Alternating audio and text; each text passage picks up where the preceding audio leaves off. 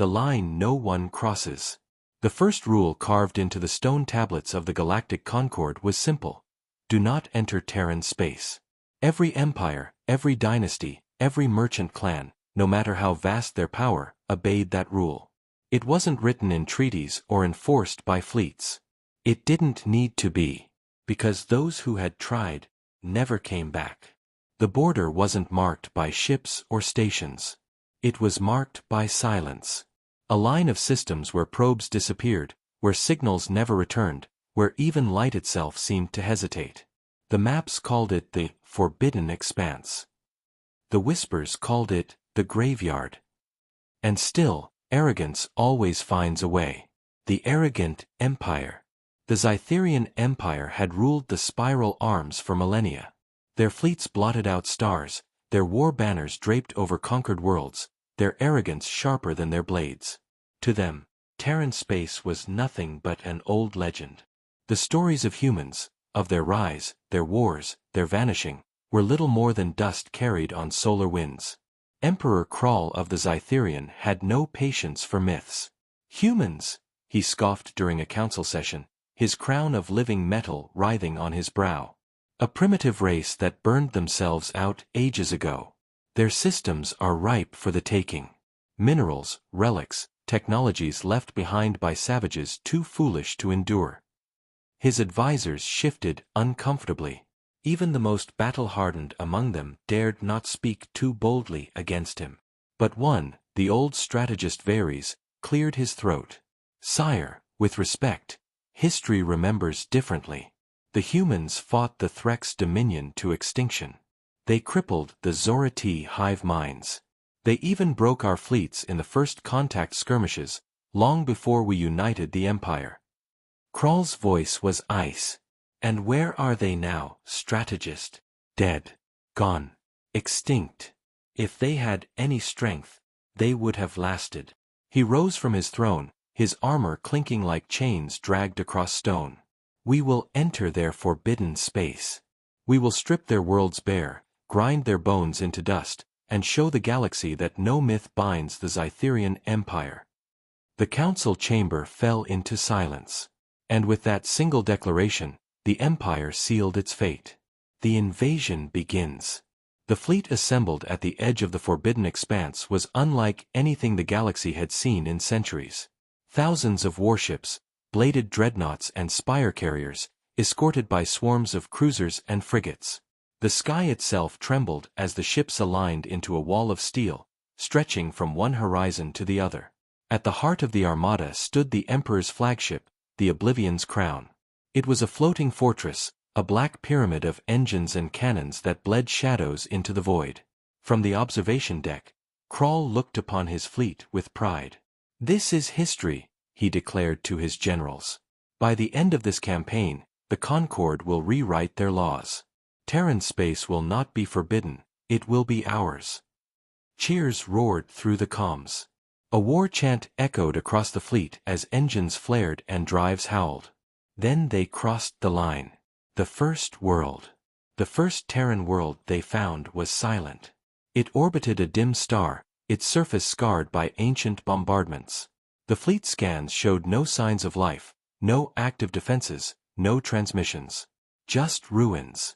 General Vaker, leading the vanguard, sneered. This is what we feared? Ash and rubble. Dropships descended through the cracked atmosphere, landing among the skeletal remains of cities. Towers half buried in dust. Roads split open like wounds. Soldiers marched through the ruins, their boots crunching on glass. They found no resistance, only echoes of what once was. In the heart of the largest city, they discovered statues, towering effigies of armored warriors, faces carved in defiance, weapons raised toward the stars. Humans. The soldiers laughed. So this is the mighty species? Stone relics and broken walls. One officer spat at the base of a statue. Extinct, just as the Emperor said. But strategist Varys, watching the footage from orbit, felt unease crawl beneath his scales. The statues weren't memorials. They weren't shrines. They were warnings. The whispers in the dark. As the fleet pushed deeper, anomalies grew. Ships reported strange malfunctions, engines stuttering, sensors blinding out, crew members hearing voices whispering in their minds. Entire frigates vanished from formation without distress calls, without alarms. One moment they were there, the next they were gone. Admiral Threk, overseeing the western flank, demanded explanations. Are we being jammed? Attacked? The technicians shook their heads. No enemy signatures, Admiral. Nothing on scans. Space itself, it feels wrong. The reports worsened. Soldiers began vanishing during planetary sweeps. Patrols sent into ruins did not return. When search parties went looking, they found only weapons dropped in the dust, the ground disturbed as if something had pulled them under. And then came the screams over comms. Unnatural, ragged, cut short in static. General Vaker dismissed it all as phantoms of cowards. He doubled the pace of the invasion, determined to prove his emperor right. But the whispers did not fade. The Ghost Fleet. It happened on the 9th day. The fleet had entered the heart of the forbidden expanse, surrounding a star system with 7 shattered worlds. The Oblivion's crown anchored in orbit, deploying harvesters to strip resources from the dead planets. That was when the alarms blared. Unidentified contacts emerging on long-range scans. Dozens. Hundreds. Thousands. The war room erupted in chaos as ghostly signatures filled the displays. At first, the officers assumed it was a glitch. Their systems were still plagued by strange malfunctions. But as the images sharpened, the truth froze every heart. Ships. Warships. Not Cytherian. Not Zorati. Not any known empire. They were Terran. Colossal vessels of iron and fire, their hulls scarred by wars long past, their designs alien and yet unmistakably human. Some were sleek like predatory beasts, others jagged and brutal, as though forged for vengeance itself.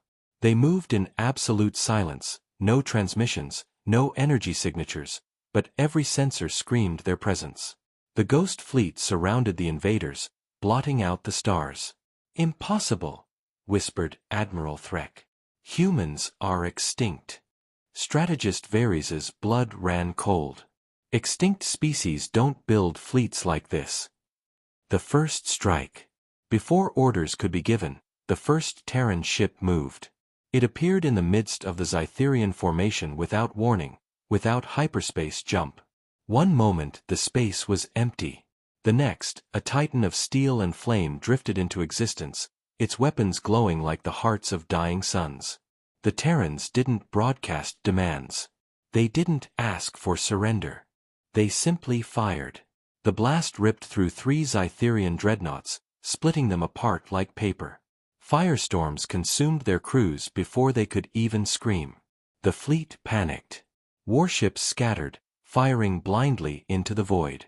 But every time a Terran vessel was destroyed, 2 more appeared, rising from shadows, from the ruins of shattered planets, from the very dark of space. "Form the battle line," General Vaker bellowed. "We are the Empire. We cannot be broken." But the line broke all the same. The void became fire and ruin as Terran ships carved through the armada, their weapons rewriting the laws of war. Zytherian cannons glanced off their armor. Missiles detonated uselessly against invisible shields. It was as though humanity had learned every trick of every empire, and built something stronger. Emperor Krull watched from the bridge of the Oblivion's crown, his arrogance faltering as the tide turned. For the first time, fear entered his eyes. What are they?" he whispered. Strategist Varys answered, his voice hollow. "The reason Terran space remained forbidden. The escape." Hours later, the once mighty Zytherian armada was ash and debris. The forbidden expanse was littered with the corpses of ships, their wreckage drifting in silent orbits around dead suns. Only a handful of survivors limped away, engines sputtering, minds shattered. Among them, Varys sat in silence, staring at the endless black beyond his viewport. He could still hear the whispers in his skull, a voice that was not his own. Not a warning. Not a threat. A promise. Leave our graveyard. Or join it. And he knew, as surely as he knew the taste of his own blood, that the Empire had awakened something that should have been left alone. Something that would not let them go. The hunters in the dark. The survivors thought they had escaped. Their ships limped through fractured hyperspace corridors, hulls groaning, engines sparking, crew haunted by screams that still clung to their ears. The Terran fleet had been left behind in the forbidden expanse, or so they prayed. But prayers had never saved empires. The retreat. The remnants of the Zytherian fleet gathered in the Eris system, a staging ground far beyond the border of Terran space. Out of thousands of warships, fewer than 200 remained. Emperor Krall's flagship, the Oblivion's Crown, hovered in the center of the battered armada. Its black hull, once flawless and gleaming, now bore gouges where Terran weapons had ripped through its armor. Smoke still bled from its wound-sealed bulkheads. On the command deck, silence reigned. General Vaker, his golden armor scorched black, spoke first. We must regroup. The Terran fleet cannot pursue us across hyperspace. They are bound to their graveyard. What we saw, it was an illusion, a weapon of fear. His voice was defiant, but his hands shook. Strategist Varys, hollow-eyed, leaned heavily on his staff. General, illusions do not tear ships apart. They do not drag soldiers screaming into the void. We saw what they are. Emperor Krall's voice cracked like thunder. Enough. We are Zytherian. We do not bend to ghosts. But though his words were iron, his face betrayed doubt. The Emperor had always radiated certainty, his arrogance a shield that silenced any fear. Now, that shield was fractured. The first signs. Days passed. Repairs began. Ships refueled, rearmed, reformed their lines. Orders spread across the fleet. Prepare for a second assault. But something was wrong. On the second night, a cruiser disappeared. No distress call, no explosion. Its signal simply vanished from the fleet's registry. The watch crews swore they had seen shadows moving through the stars, but scanners showed nothing. On the fourth night, whispers began.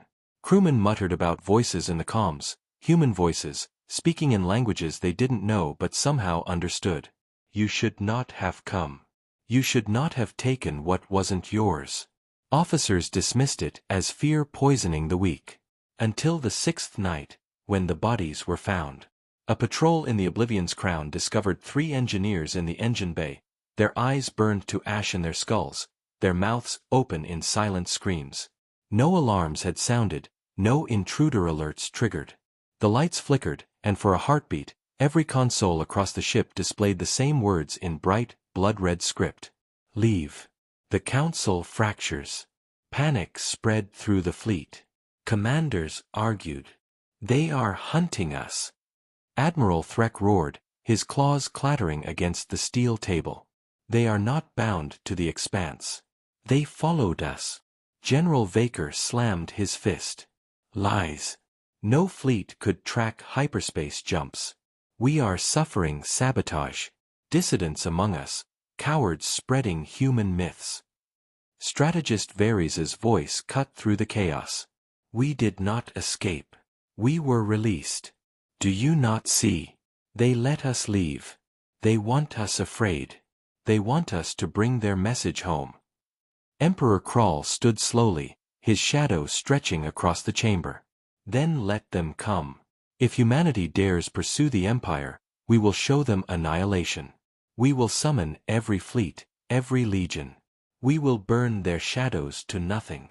But no one noticed the faint tremor in his voice. The hunters reveal themselves. The attack came on the 7th night. A fleet patrol reported strange readings at the system's edge, distortions in the void, like heat rising from invisible fires. Before they could investigate, the distortion solidified. A Terran warship materialized out of nothing. It dwarfed the Zytherian patrol ships, its hull jagged like torn iron, glowing with lines of molten light. Its engines were silent, but its weapons shone like the eyes of a predator. The patrol screamed warnings. They fired everything: missiles, plasma lances, gravitic disruptors. The Terran ship did not dodge. It simply absorbed the storm of fire. And then it struck. One beam of searing white tore through the lead patrol ship, splitting it into two burning halves. Another beam carved through a second vessel, igniting its core in a sun-bright detonation. The third patrol never fired a shot. The Terran ship rammed it, slicing through metal like flesh, leaving only drifting debris. By the time the main fleet mobilized, nothing remained but wreckage. But the Terran ship did not retreat. It lingered at the system's edge, silent, watching. Like a wolf testing its prey. Descent into madness. The fleet tried to rally. They doubled defenses, armed every cannon, launched waves of interceptors. But it didn't matter. Every night, another ship vanished. Sometimes in explosions, sometimes in silence.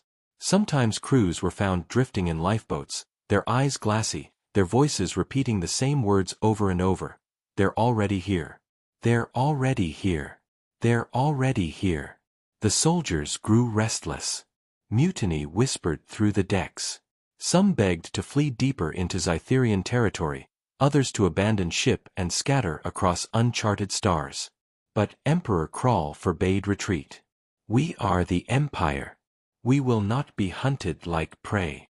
Yet in the shadows of his throne, his hands clenched until blood dripped from his palms. The breaking point. On the 10th night, the hunters struck in force.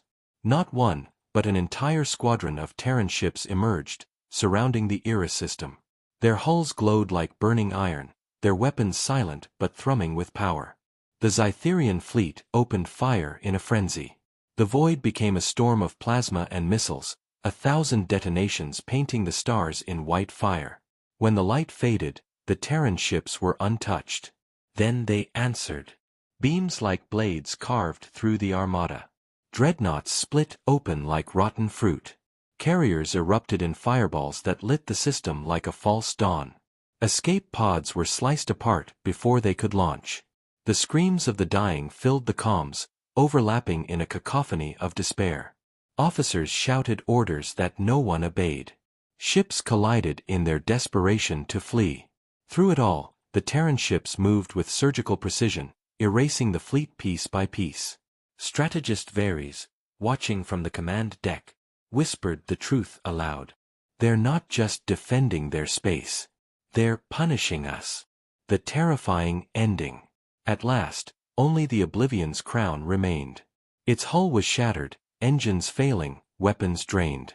Fires raged across its decks, crew fleeing in chaos. On the bridge, Emperor Crawl stood before the main viewport, his crown cracked, his armor scorched. His pride was gone, his arrogance stripped away. Outside, a Terran warship drifted close. It was larger than any other, its hull black as night, its surface alive with rivers of molten red light. It halted before the Emperor's ship, as if to look him in the eye. Then, for the first time, the human spoke. A voice filled every comm, every screen, every mind across the ship. Cold, calm, merciless. Your arrogance brought you here. You believed our silence was weakness. You believed our graveyard was yours to plunder.